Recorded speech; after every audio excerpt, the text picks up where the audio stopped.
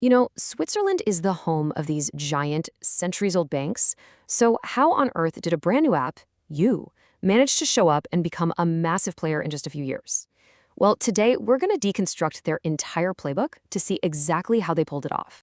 So let's start right here with the brand itself. Just look at this logo for you. It's clean, it's modern, it's almost playful, right? You don't see some big, intimidating crest that you'd get from a traditional bank.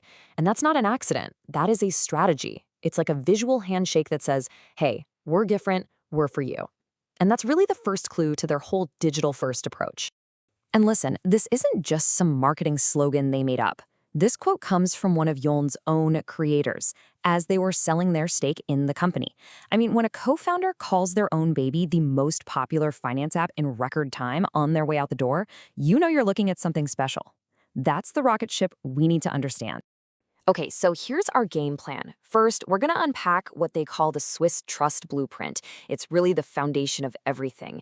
Then we'll follow the money to see how their freemium model actually turns a profit.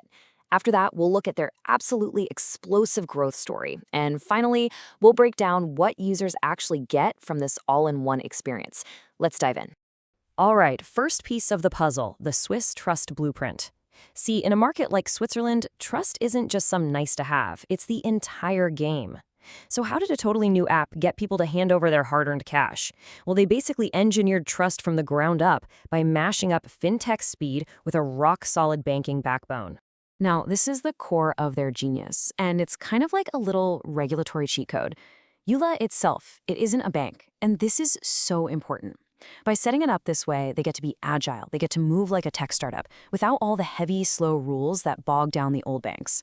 But, and this is the magic trick, all the money, all the actual financial services are handled by Swissquote, which is a fully licensed Swiss bank. So they literally get the best of both worlds. Just think of it like this.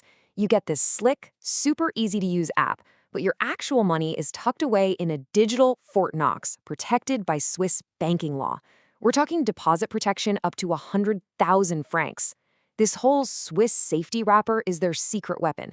It just completely neutralizes the biggest fear people have about these new fintech apps. Okay, so they've built this fortress of trust, and they tell you the basic account is free. So the big question is, right? How do they actually make any money? And that brings us to their revenue model, which is a masterclass in the modern freemium playbook. Their hook is simple, but man, is it effective. Zero fees where possible.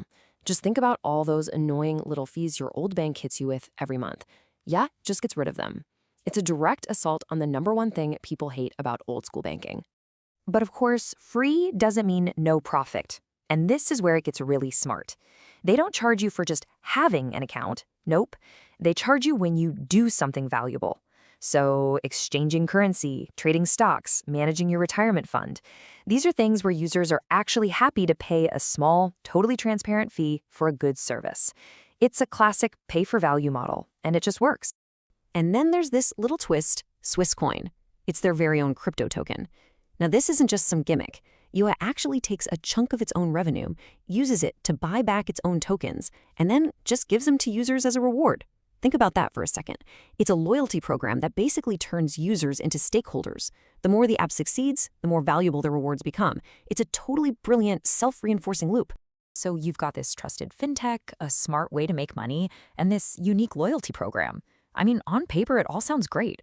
But did it actually work? Well, the numbers tell a story that is, frankly, just explosive.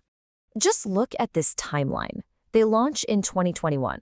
By 2024, that's just 3 years later, they were already profitable.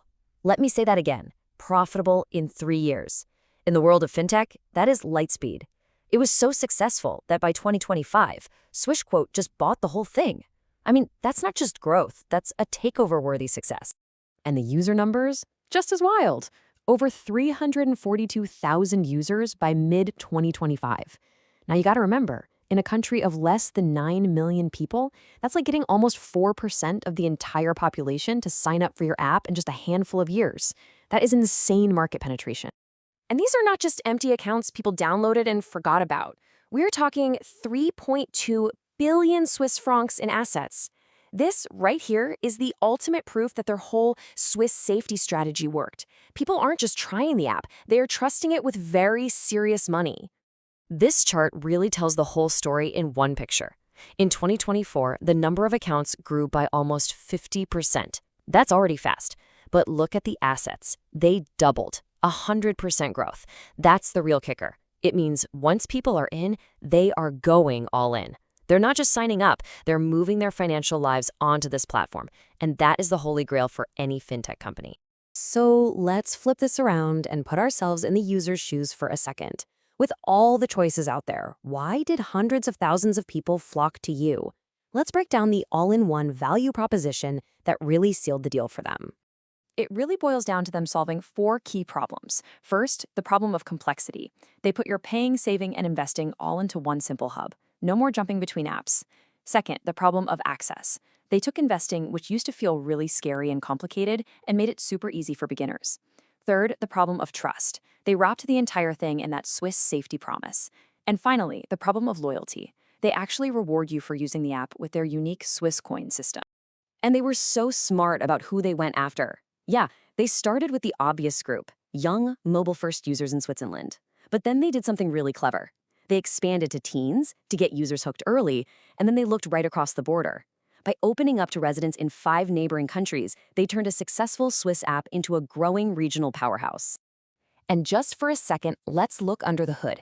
Now, you don't need to be a coder to get this, but what you need to know is that by using the latest and greatest tech from Apple and Google, Yo made sure their app is incredibly fast, super smooth, and really reliable. It's a commitment to quality that you can actually feel every single time you open the app. And that's a huge part of delivering on that modern fintech promise. So when you put it all together, Yo's success isn't really a mystery, is it? It's a masterclass. It's the agility of a tech startup fused with the ironclad trust of a Swiss bank. And that combination, that speed plus safety, well, it's not just a winning formula for Switzerland. It really makes you wonder, have they just created the new blueprint for the future of digital finance across all of Europe?